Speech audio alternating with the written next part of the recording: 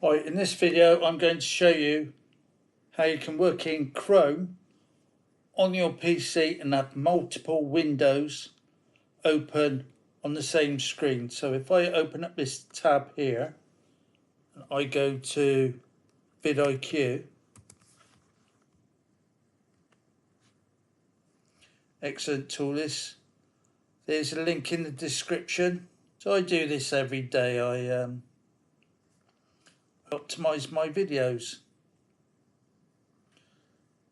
So if I do a right click here, new split with current content. So I've got the screen split.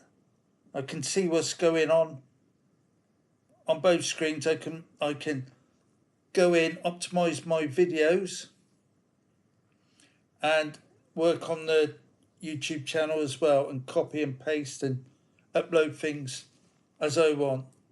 So if you found value in this video, please like and subscribe at the end. Thanks for watching.